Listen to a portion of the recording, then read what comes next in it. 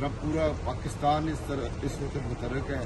میں بھی اپنا اس میں آج کے بعد میں اس کا حصہ ہوں اور اپنا بھرپور رول ادا کروں. اچھا میاں صاحب، جیسے ہی نگران حکومت آئی ہے پیٹرول کی قیمتوں میں ہوش ربا اضافہ ہوا ہے. جو اگلی آنے والی منتخب حکومت ہوگی وہ پیٹرول کی قیمت کو، مہنگائی کو کیسے کنٹرول کر پائے گی؟ دیکھیے، بدقسمتی سے تیل کی قیمتیں عالمی منڈیوں پہ بہت زیادہ بڑھ گئی اور پھر جو روپے کی قدر اب دوبارہ الحمدللہ ڈالر جو ہے وہ روپے کے مقابلے میں 15, 20, 25 روپے نیچے آیا ہے.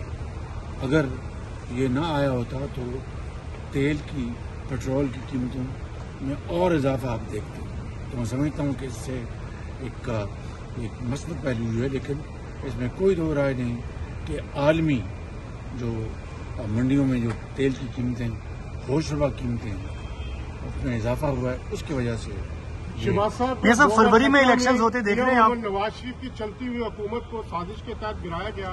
اس وقت تک جو اکانومی تھی وہ بھی ٹھیک ہے. آج اس کے جو ذمہ داران ہیں کیا ان کو سزا؟ آج تک پاکستان اس سازش کے نتیجے میں پاکستان کی معیشت انحطاط کا شکار ہے.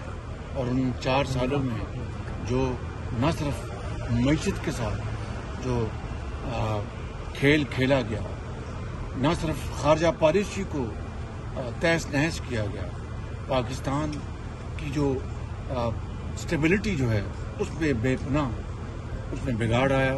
انشاءاللہ مجھے پوری امید ہے کہ اللہ تعالیٰ نے میاں نواز شریف صاحب کو موقع دیا تو دوبارہ یہ سفر 2017 سے اس کا آغاز ہوگا. میاں صاحب یہ بتائیے کہ عدالتی فیصلے معاشی اعتبار سے کام کا باعث بنتے ہیں، کیا آپ بھی یہی سمجھتے ہیں سر؟